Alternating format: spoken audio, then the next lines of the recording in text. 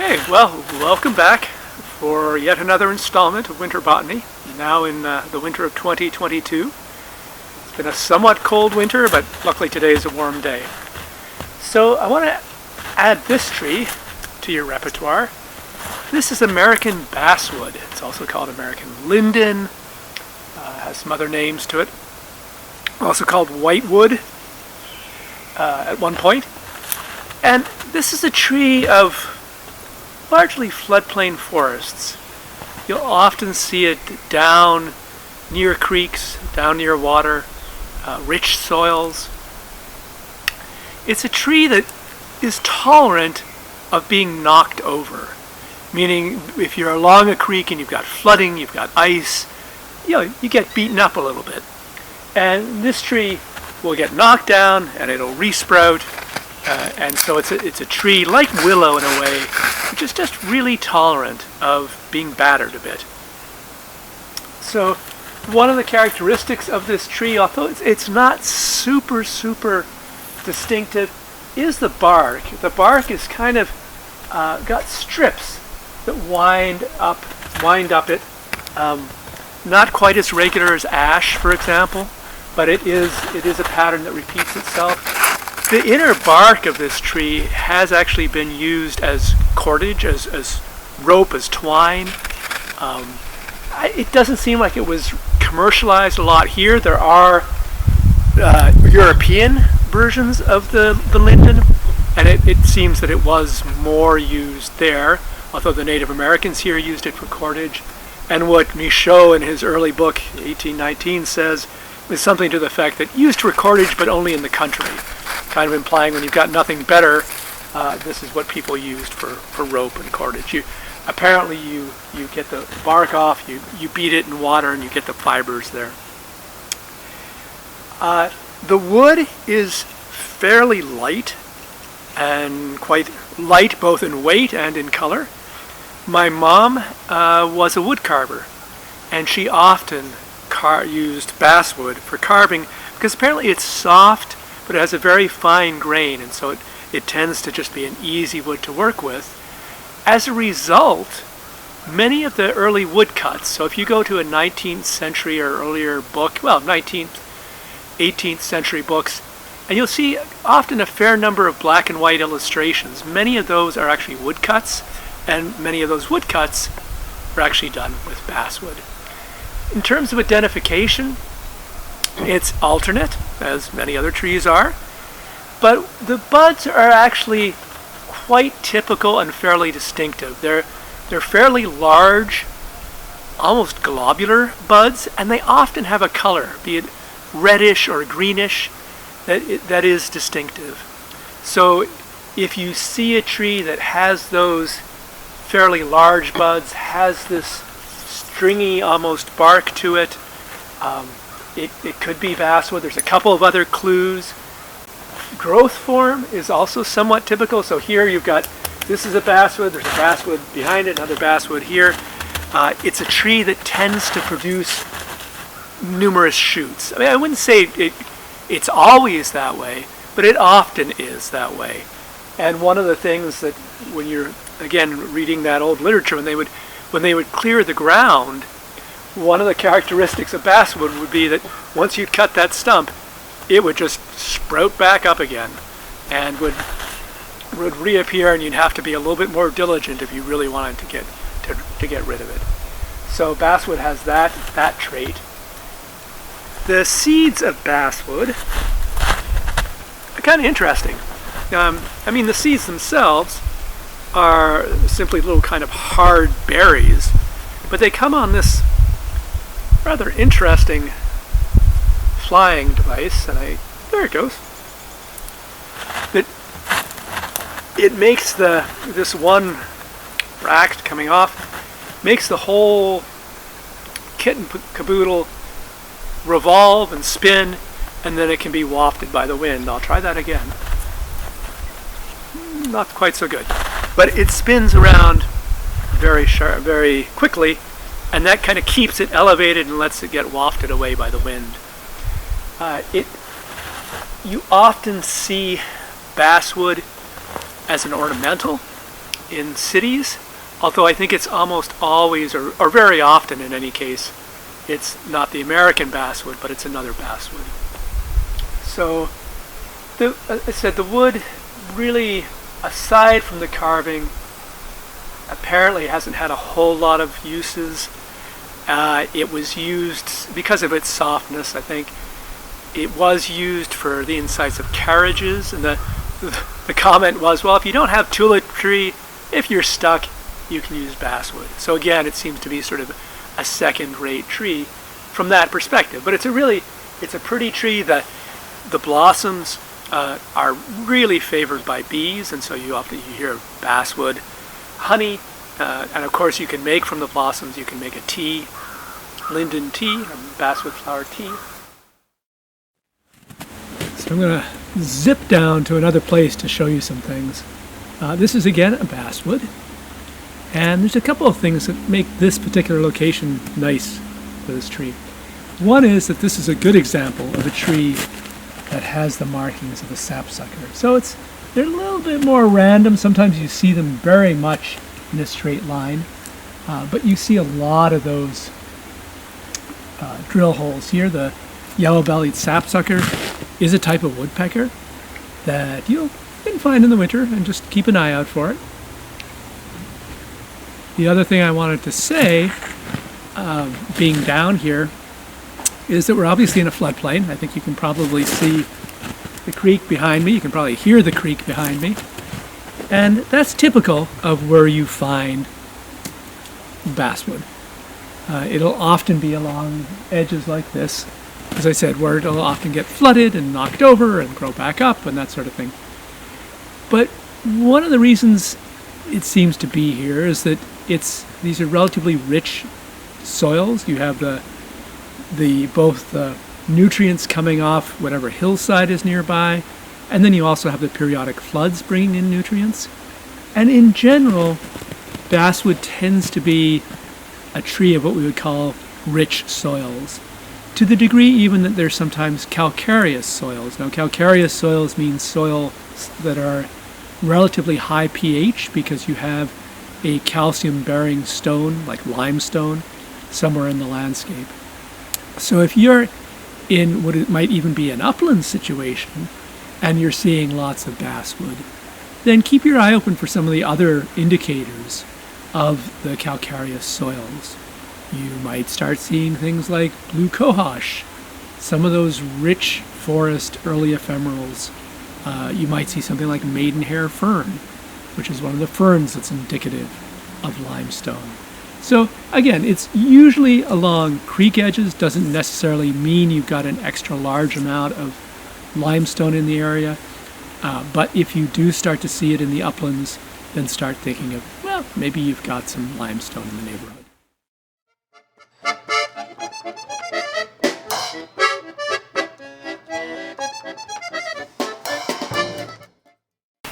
So this tree is Chestnut Oak, and I was about to walk by this tree, and then I thought, oh, I should include this one because it's a distinctive tree of certain habitats, not necessarily the edges of streams, but yes, on hillsides.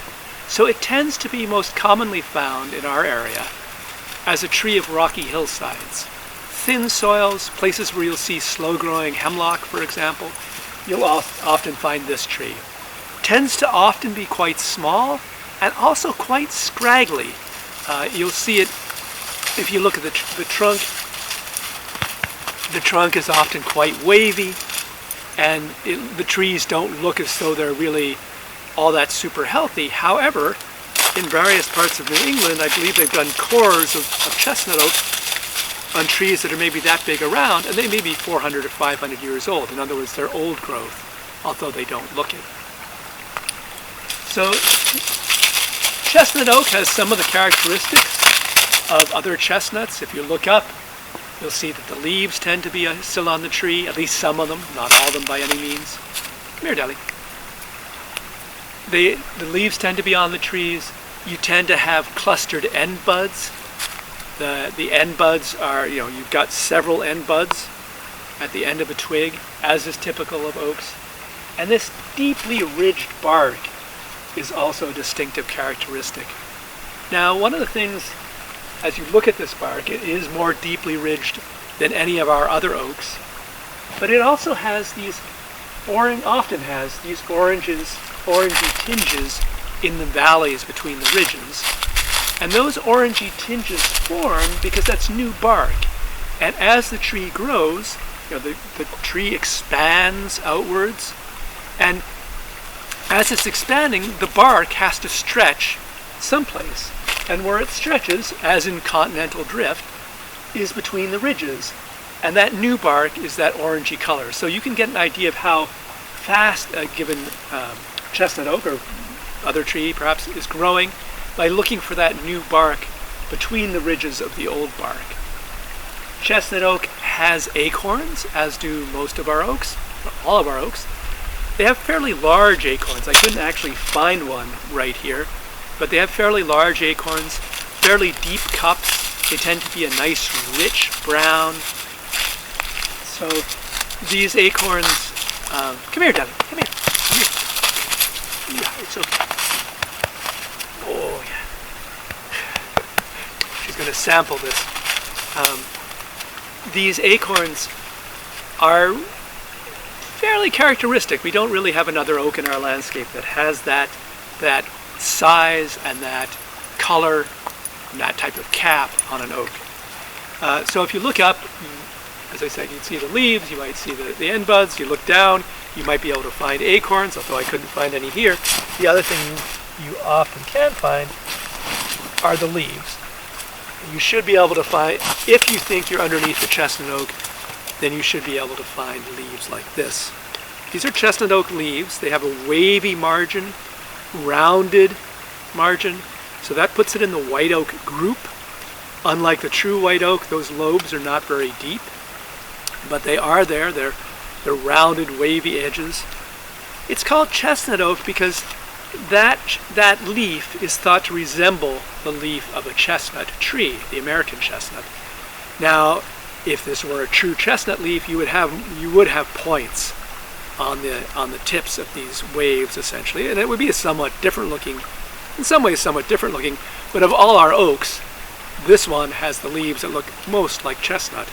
Now, unfortunately, these days, many more of us are familiar with the chestnut oak than with the true chestnut, given the damages of the chestnut blight that went through and wiped out the American chestnut. But 300, 200 years ago, many more people would know the chestnut than would have known the chestnut oak. I mentioned that I was unable to find right here any acorns, and that's actually an interesting observation. The white oaks and some other trees tend to be masting trees in the sense that there'll be some years where they produce a lot of fruit, in this case a lot of acorns, and other years where they produce very little. And the separation between the good years in terms of production and the low years in terms of acorn production might be on the order of 5, 6, 7 years. It can be a fairly large stretch. Some trees it's less than that. But when you think about it, why would a tree do this? And we don't know, but we can think, we can imagine, maybe just make a story for ourselves, but we can imagine that if you're a tree producing relatively tasty acorns, if you produce, several every year, a medium load every year, you're going to support a nice, healthy group of acorn eaters, which is perhaps not what you want to do if you want to have some of those acorns grow up to be oak trees. Whereas if you periodically produce a great boom of acorns, then you kind of flood the market, and perhaps a larger proportion of those acorns are apt to survive till adulthood. Don't know that, but that might be one explanation for this type of fruiting pattern. So again, chestnut oak, not usually nearly so big, but a distinctive tree of rocky hillsides.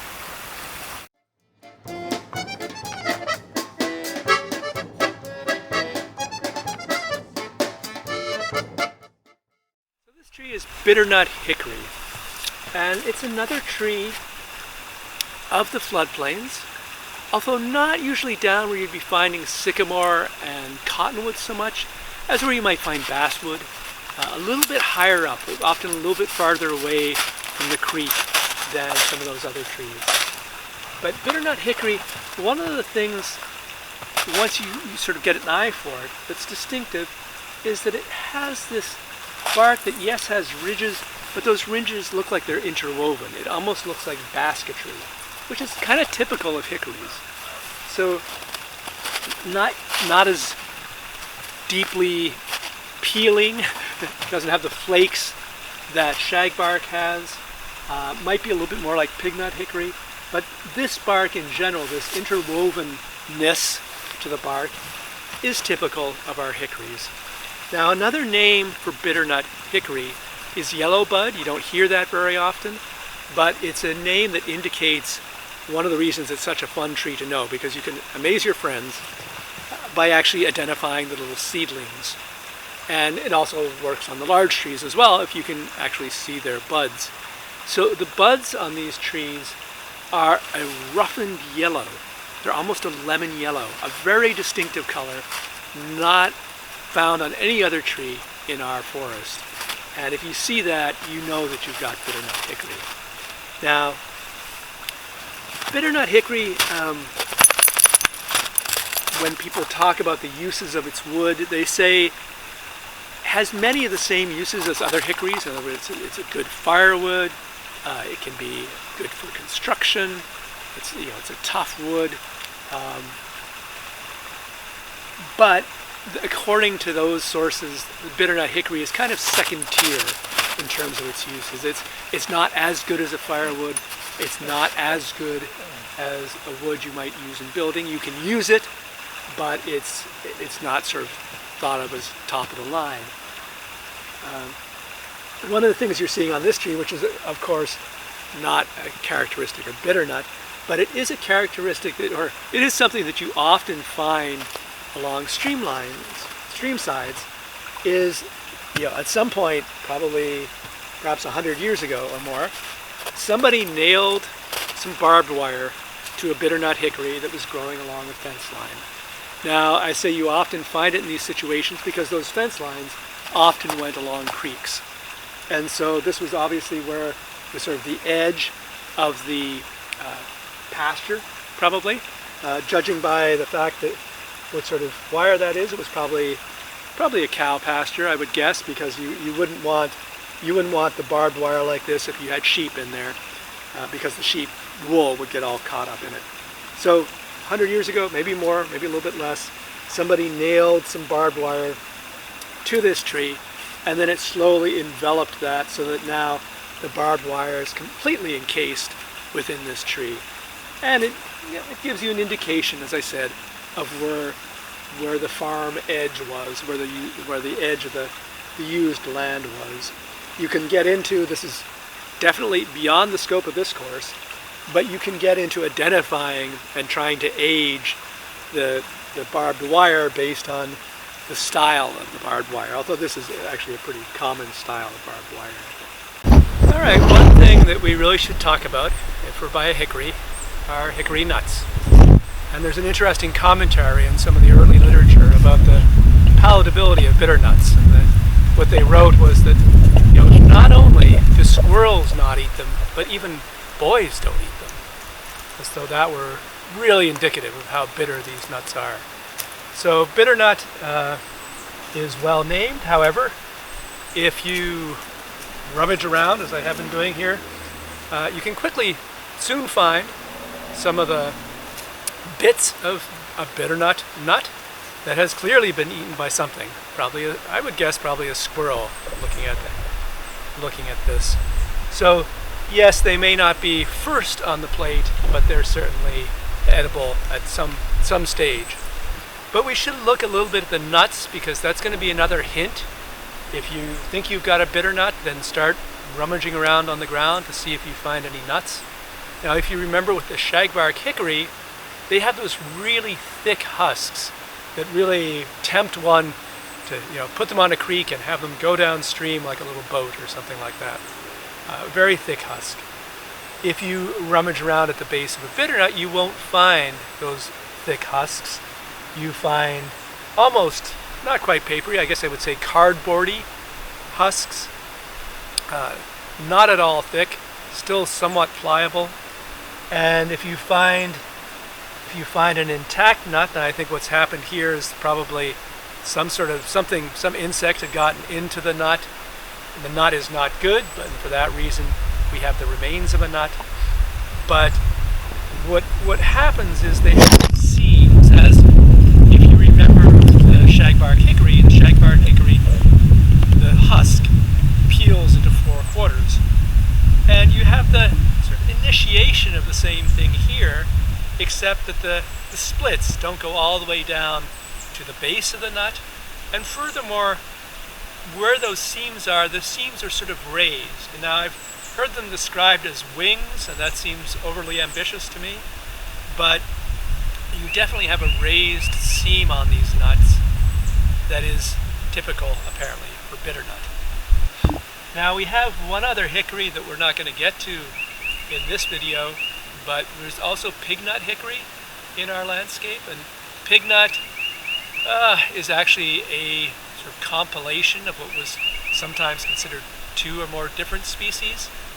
Pignut hickory kind of, in my mind, falls in between a little bit between the shagbark and the bitternut, in the sense that its bark is a little bit shaggier perhaps than bitternut. It's certainly not as shaggy as shagbark. It's not as a little bit of a thicker husk, but certainly not as thick as the shagbark. And some of those nuts tend to be sort of shaped like a pear. So anyway, maybe we'll get to that, but this is the bitternut hickory.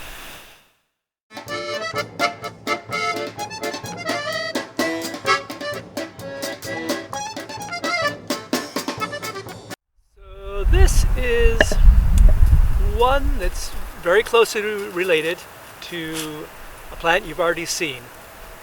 And let's see if you can think it through. It's again, the first thing we often do when we get to looking at a woody plant is ask whether it's opposite or alternate, and you can quickly find that this one is indeed opposite.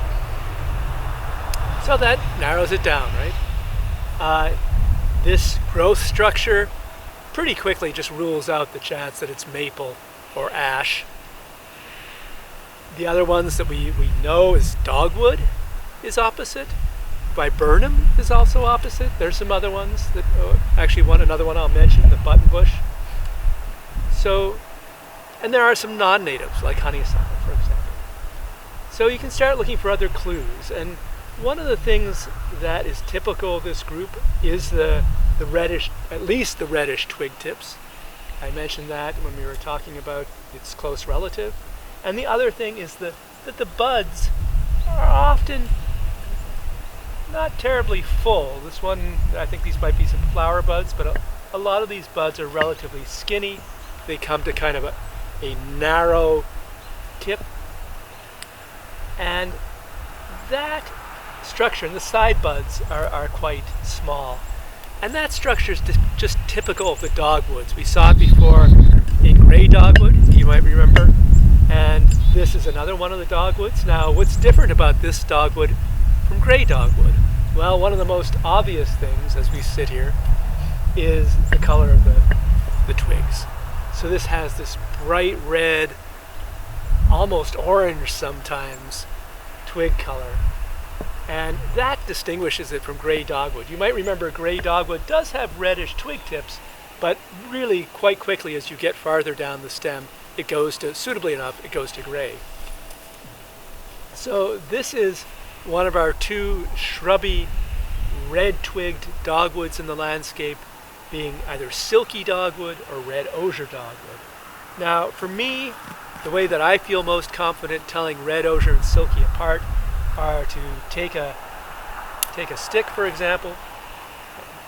Hopefully you can break off a dead one, and then you look at the pith. And the pith is the spongy part that's in the center of a twig. Yeah. Hey, buddy. She wants to join in the fun. It's the spongy part that's in the center of the twig. And if it's whitish, then you know you have red osier dogwood. And if it's actually brown, then you have silky dogwood. So this one has a generally a whitish pith.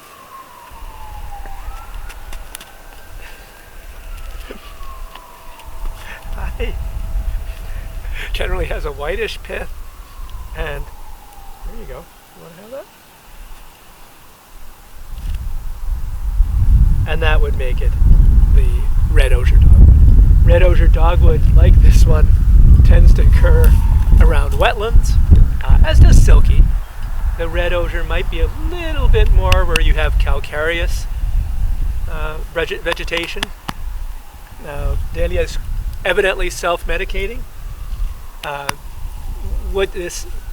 Historically, what this was used for, in part, was treatment of fevers, and that was often the intermittent fevers or ague, which was another name for malaria. So, malaria, as it still is worldwide, was historically, as I mentioned with sumac, a major disease in our region and in the United States. And so people were looking for essentially quinine-like plants, and it was found that the bark and roots of this made a good medicine against malaria. Apparently Native Americans also used it to treat fevers, although the one reference I saw was that they were using more of a decoction of the flowers of this.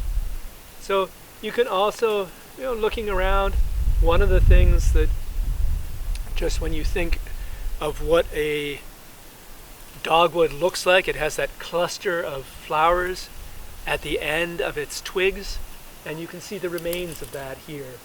This is one of the sort of candelabras that used to hold the flowers and then the berries. The berries on this would be a kind of pearly blue, unlike the white berries of the gray dogwood.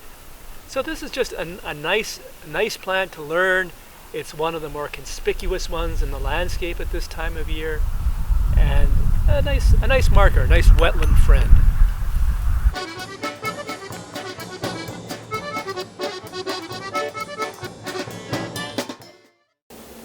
So this tree has a lot of history.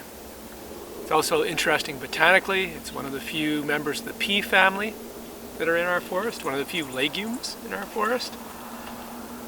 Before we get to all that, let's just run through the ID part of it. So the bark is one of those barks that's typical once you know it, which I realize is not terribly helpful. But what I mean by that is that it's not super distinctive. It's not quite like sycamore or like hop hornbeam, but it has got a repeating pattern to it. So it has these thick ridges that slowly interweave with each other. It's not as closely knit, for example, as the bark of a hickory might be. It doesn't have the vertical ridging that, say, chestnut oak or white ash or some of those might have. But it does have these very coarse ridges that weave up and down it. And another thing that I think might be associated with how rapidly it tends to grow, at least early on, is you do get this kind of light-dark patterning that you see. The other patterning that you're seeing on this tree is that, in fact, the top of the ridges, which are the older bark on this tree, have the lichens. They've been around longer collecting lichens than has the lighter bark that's in the center. So that bark is one of those things that you might not immediately pick out, but when you put it together and you go, okay, I'm assembling my evidence, this bark is fairly characteristic of it. A bit more characteristic and a bit easier to see in some ways are the thorns. So while not all cultivars have this is black locust, I'll give that away. Black locust tends to have these thorns around the bud scars. So you would have a leaf coming off here, and you've got a thorn coming out the side. And the same gets repeated all the way down the twig. Now these thorns happen to be particularly large on this tree. It makes for good filming, but it's not necessarily typical. And then I was also looking at some other ones around here that seem to not have any thorns. So that's obviously a variable characteristic, but it's definitely a good one to look for. The buds themselves are characterized by not being there, essentially. What it is that the buds right now are covered by these bud scales, and they're kind of embedded in the twig. So you just see the top of the bud scales, but you don't actually see the bud itself. It's easy to think, oh, this is a dead tree, it doesn't have any buds, but in fact, the buds will come out of those places between the thorns along the twigs. It's alternate, so again, it's not coming off like this, it's coming off like that. The other locust that we have in the landscape is the honey locust. Now the honey locust will have these really medieval looking thorns. They stick out several inches, often coming out of the trunk. I was doing a little bit of reading ahead of this, and somebody said, well, the honey locust stabs you, whereas the black locust only pricks you. So it's something to remember. Being in the pea family, we can start getting into a little bit of the history now. So George Emerson, who was, I believe, a cousin of Ralph Waldo Emerson, wrote a book in 1840s on the trees, the woody plants of Massachusetts. And in that he considers the locust. Various other aspects he considers, but one of the things he says is that despite the fact that you would think, given its spreading habits, its relatively quick growth, that it would deplete pastures, it is actually, the farmers believe, it actually feeds pastures and supports pastures, and actually recommend that you plant it around your pastures. And now we know, although he did not know at that time, now we know that like other members of the pea family, it's actually a nitrogen fixer. So it actually essentially takes the nitrogen out of the air, helps take the nitrogen out of the air, and fertilize the ground around with it. So its processes in the soil, its foliage, all help to actually support and improve the quality of the soil, and hence of the plants growing in that soil. So beneficial in that sense. Now, I've sort of used a little shorthand saying, oh, this is the only pea, or one of the few pea family members who are in our forest. The truth is it wasn't here probably prior to European settlement. It is a tree that's native to Central Appalachia, the Ozarks. It's not native really to our forests. It was brought up probably during colonial times. It was popular, and the reason it's so popular is because its wood is so strong. So its wood is very durable. It's fast growing, but with that fast growing capacity, it also has a very strong wood. So in some ways, it's an ideal tree because it has that strong wood, has that durable wood. The wood burns really well. Some say it burns almost pound for pound, burns almost as hot as coal. The great advantage, the reason probably that it was dispersed so much, is that you can make great fence posts out of it. It is very durable in contact with the elements and in contact with the soil. So you can use it for fence posts that are going to last for a long time. Apparently they also used it to support the sills of houses. In other words, where the foundation, the wood foundation or the wood frame of the house came in contact with the soil, this was a favored tree. It also, kind of relating to that same strength of it, that same ability to be durable in the face of the elements, it was used a lot for what were called trunnels or tree nails. These were essentially the wooden pegs that were used to attach the planking to the side of a ship. And so in the days of wooden ships, there was apparently quite a market in tree nails or trunnions made from black locust.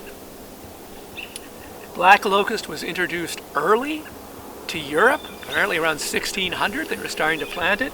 And it was one of these things that sounds as if it was a fad in some ways. That 1700s everybody wanted to plant it, and then it kind of, by the late 1700s, people were thinking, oh, it's not so great.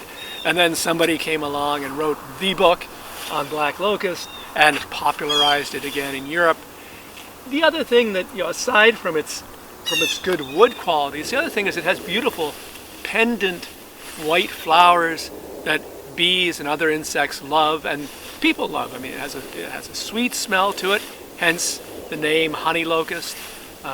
Well, also because the insects like the bees like to feed on it, but it has a honey-like sweet smell.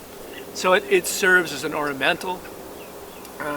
Has been a very popular tree, and you can find some statements where people say it's the most valuable, something to the effect of the most valuable tree in U.S. forests. Now, as you probably realize, you cannot rarely can you go to the lumber market and buy boards. It's not really a very commercial tree, so obviously there's a fly in the ointment, and a couple of those flies seem to be the fact it doesn't really tend to grow very big, at least not in our landscape. I guess in some places it does. It tends to be kind of a scraggly tree like this. One of the reasons for that may be the locust borer. So again, reading some of that 18th, 19th century literature, one of the things that really comes through is that around 1800 the locust borer really took off here. And so it's a native insect, probably has coexisted with this tree for a long time, but as the locust started to get planted through the Northeast, apparently the locust borer caught up with it, and that has really, according to these writers, limited the utility of this tree, because it would weaken the tree. The tree would not grow very big, it would tend to die, and so the locust borer is one of the contributions to why this tree is not so widely popularized. I think there are its form, its kind of natural medium to small size, also has contributed to that. In Europe, the locust borer, at least at the time that those books were being written, I'm going to slide down the hill into the rabbit hole, the locust borer had not arrived to Europe, and so it was actually in some ways a more popular tree in Europe, or more easily popularized in Europe than it has been here. So that's the black locust. Keep an eye out for it.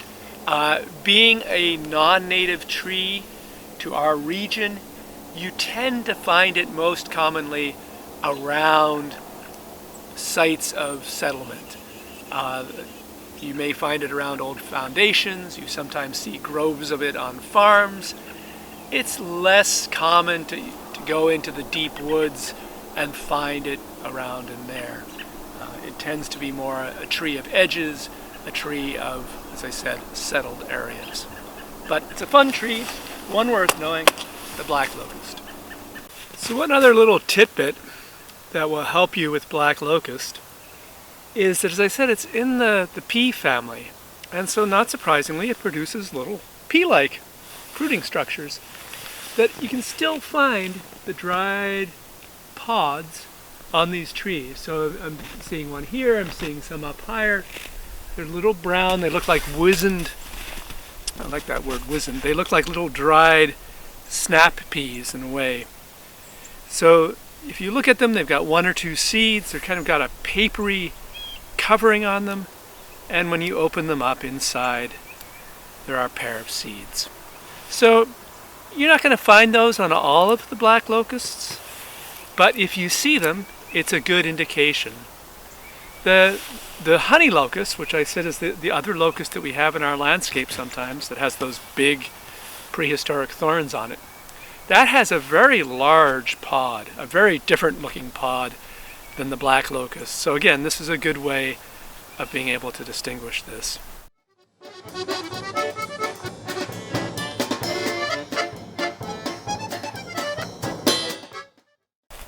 So this last installment of Woody Plants is a little bit of a potpourri, as you're probably finding out.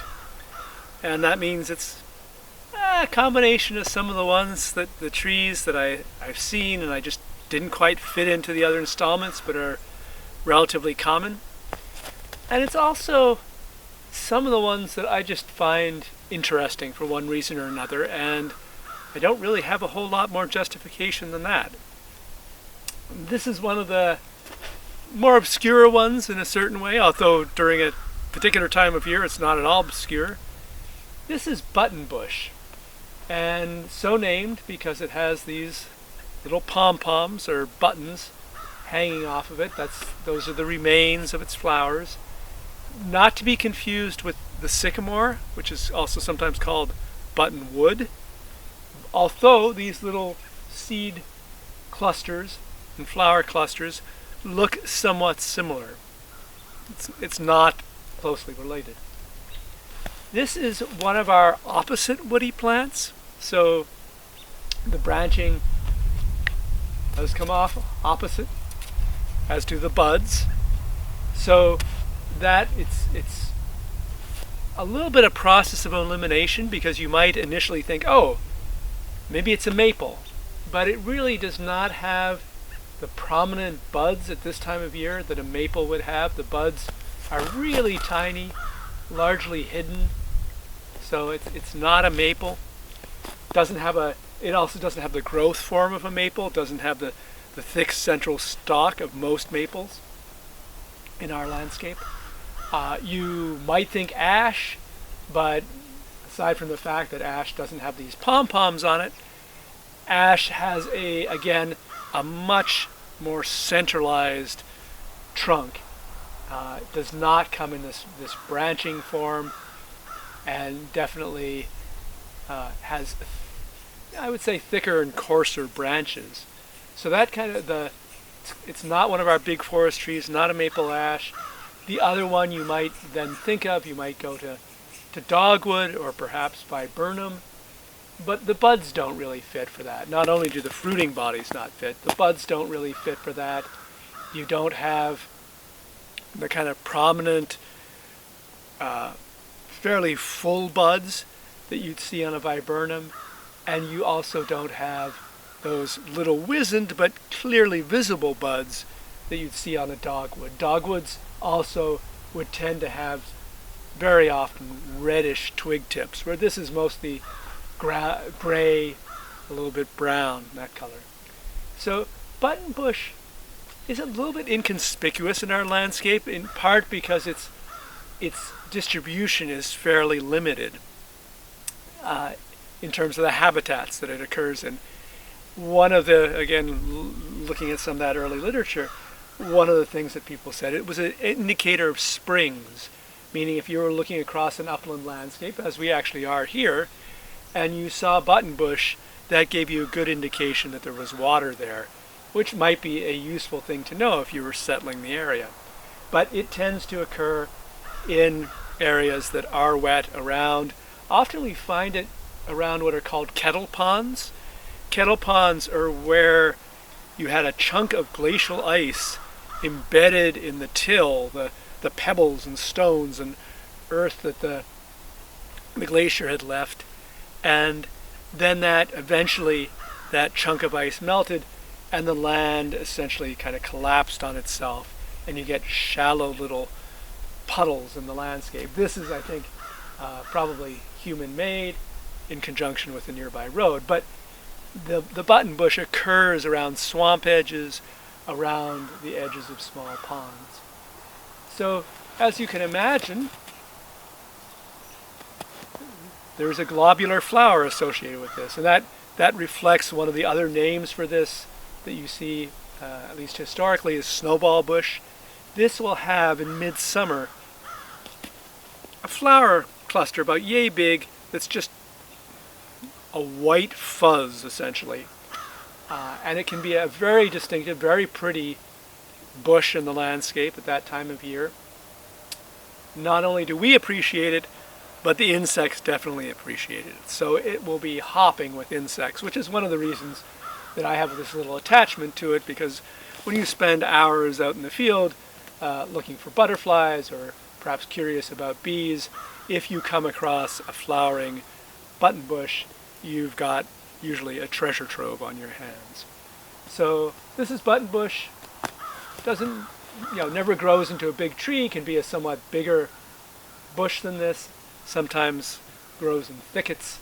You often have wet feet when you're trying to explore around it. That's buttonbush.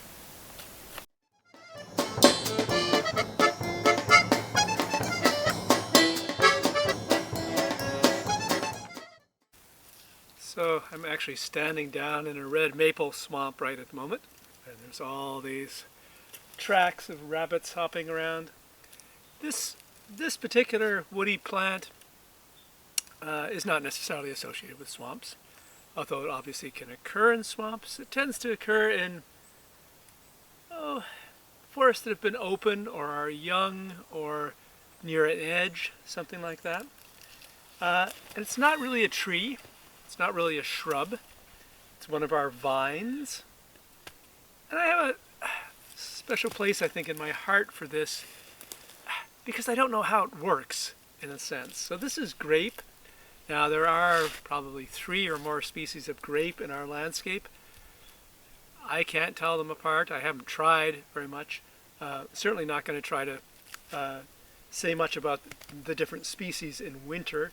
Although one thing that I was reading and noting is that these are the tendrils that come out from one side. This is the stalk of the grape that come out from one side of where you have a bud. You often would have a leaf on the other side. And these are what wrap around a tree or whatever that help the grape hang on and grow up, literally upwards. And apparently, whether you have one of these tendrils always opposite a bud or only occasionally opposite a bud is one of the indications of the species. So I think this is one of the ones where you've got, here's a bud swelling there, there's no tendril, then you have a bud swelling and a tendril, a bud swelling, a tendril, no tendril up here. So that seems to be one of the ways that you can distinguish amongst the species. Of course, I don't remember which one it indicates. But anyway, that's just a little tip. But what I'm trying to get at is that this is grape. And there are several vines in our landscape that you might confuse this with. There's poison ivy, there's Virginia creeper, and perhaps most prominently in some parts of our landscape, there's the introduced bittersweet. Now, to some degree, I think bittersweet has given all vines a bad name. Now, of course, poison ivy doesn't really help with that, but the bittersweet is a strangler. So if you see a bittersweet, it actually grows around the trunk of a tree and can literally strangle it because it constricts the growth of that tree, so eventually the sapwood just underneath the outer bark can't really function and the tree will essentially choke. But grapes don't do that. They have these tendrils that let them hook on, and they grow up sort of every which way they can, but they're not a strangler. The older vines have this flaky, stringy bark. Very typical of them. They do not have, unlike the Virginia creeper, they don't have essentially suckers on their tendrils. The Virginia creeper, by the way, is closely related to the grape, but the grapes just have these essentially what look like little wires coming off of them that help them connect. Unlike the poison ivy has rootlets, look like rootlets, essentially coming out all the way up and down the trunk. Tends to make it look like a furry caterpillar almost. That's poison ivy. This does definitely not have that structure to it. So it has this Again, very flaky bark. As it matures, there's basically all that's holding it up is whatever it managed to hook onto way at the top. So aside from the fact that the number of grapes in our landscape, I think, is still a confusing thing for me, I'm fascinated by the way that grapes grow. And I don't really know for sure what it is. I have a feeling that as a young grape, they'll go up smaller trees and essentially, to some degree, grow with that tree. As that tree grows, they will expand onto other trees, and then sometimes what you see is that original host tree has fallen down, but then you have that grape has managed to hook onto something else, and so it's kind of dangling as if somebody draped rope through the landscape. They can be quite big. Behind me, you can't see it, but there's a vine who's about as big around as my arm. They can get bigger than that. And you have to realize that even if something is about, say, 4 inches across, when we've looked at the rings on that, that might be 40 years old. So a rule of thumb might be for each inch of growth, you've got about 10 years. So this might be a 10-year-old vine. Obviously, birds, people love grapes. Now there's the wine-making grapes come primarily from Europe. So there are grapes native to Europe, as there are grapes native to here, such as this. The native grapes have been cultivated to some degree and bred, and it seems that some of the best juice grapes, like the Concord grape, which goes into Concord grape juice, does actually derive in large part from our native grapes. So we've got the grape juice, and Europe has the wine, which is fine with me. Grapes do come in male and female plants. So we have one place, where our offices are, there's a porch that's just kind of enveloped in grapevine, and you could come up with some romantic images of how many grapes you have dangling off to be easily eaten as you sit on the porch. However, it's evidently a male vine, and we never see grapes. So that's just one thing to remember, that you don't always find grapes where you find grapevines.